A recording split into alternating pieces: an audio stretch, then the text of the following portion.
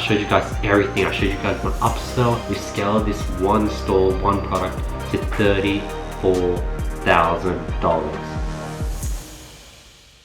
Alright, this is part 3. Before we get into today's videos, let's announce last video's winners for $1,000 worth of courses or consultant course with me. The winner's here. All you have to do is drop a comment below, follow me on Instagram, hit the like button, hit the notification bell, hit the subscribe button, like this video, and I'll be picking the best comment every single video. Other than that, let's get right into the video. We went ahead and installed the font on the last video, which we found on dofont.com. Using that font, it was Geosans Light. I typed up 360 Glide.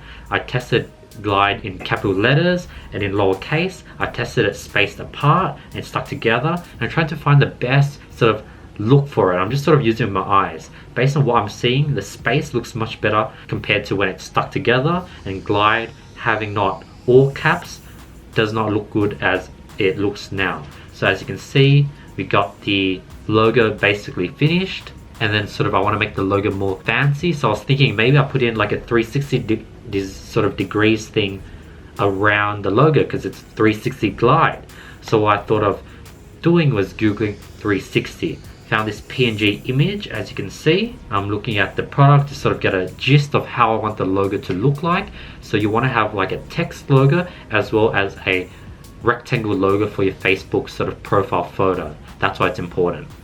Able to luckily find a 360 sort of degree compass, PNG, save image as, go back to Photoshop, delete the background because I want a PNG image for my logo, cropping it,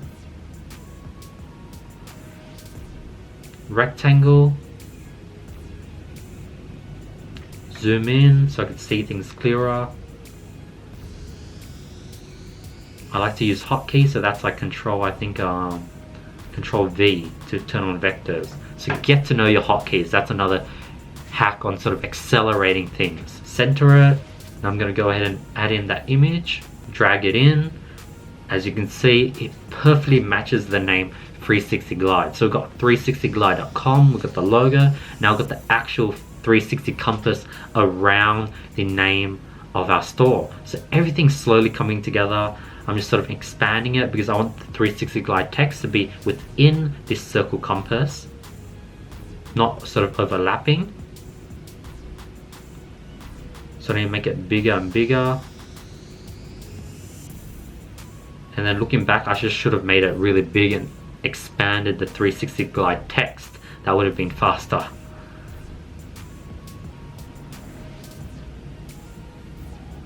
And yeah, as you can see, it perfectly fits in.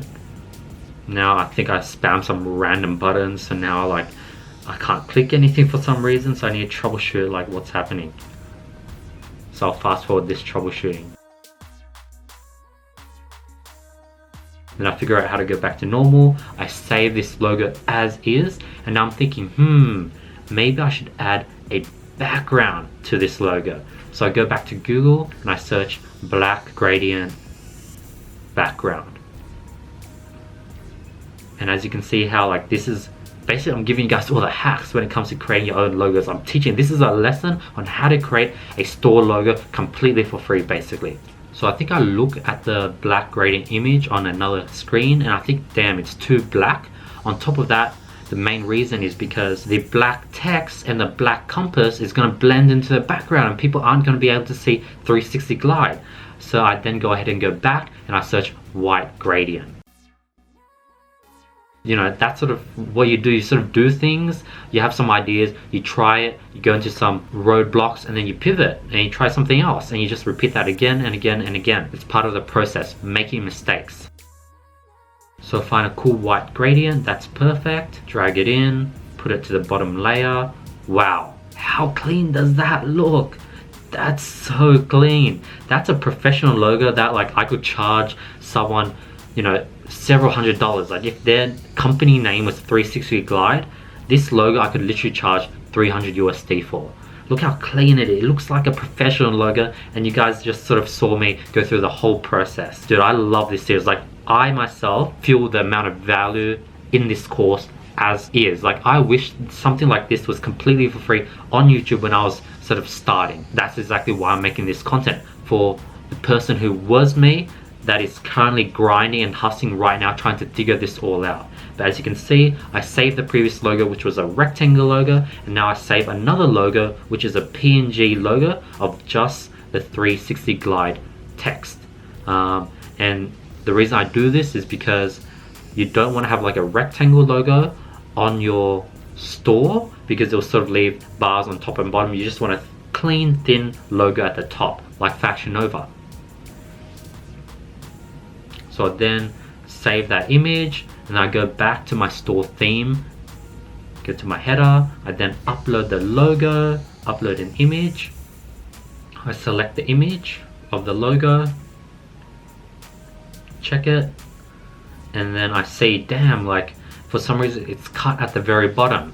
Being the perfectionist I am, I go ahead and I go back to sort of redo the logo because it does not look nice being cut at the bottom.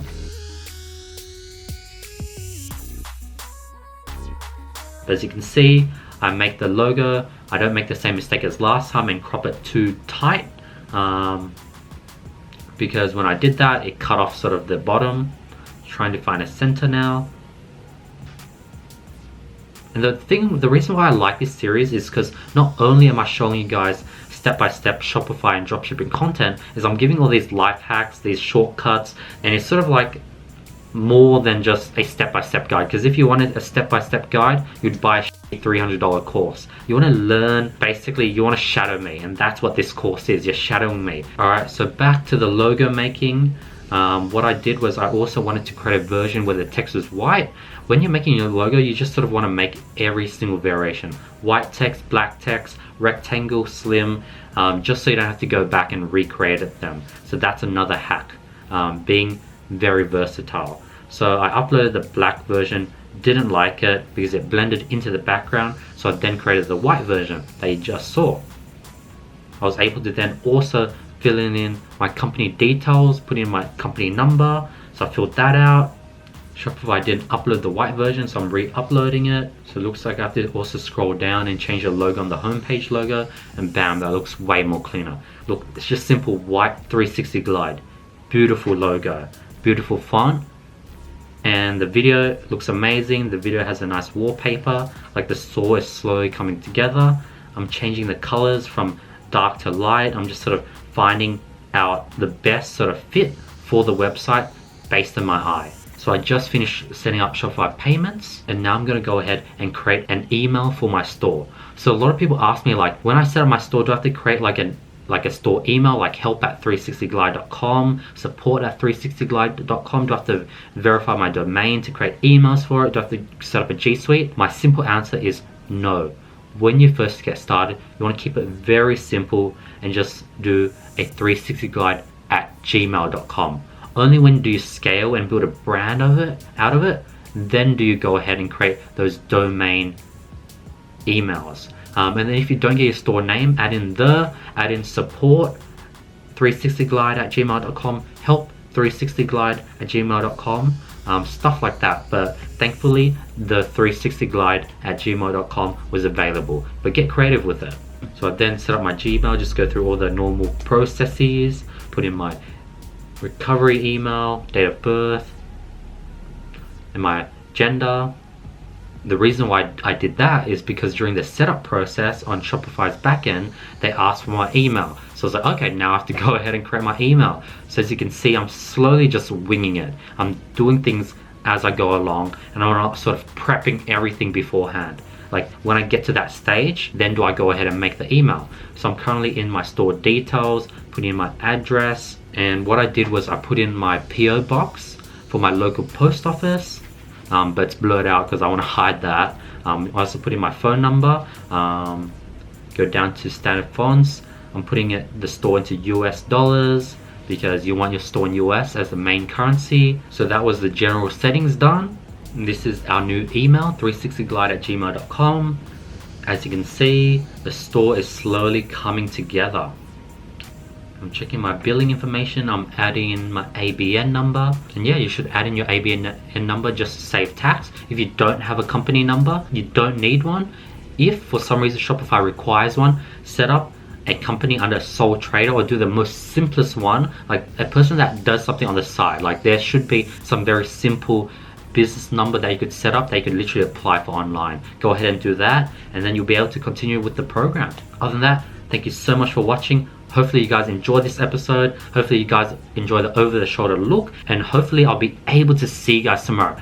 Remember, hit the subscribe button. That really helps. Drop a comment below, like this video, hit the notification bell, and I'll be seeing you guys tomorrow. Hope you guys had an amazing day.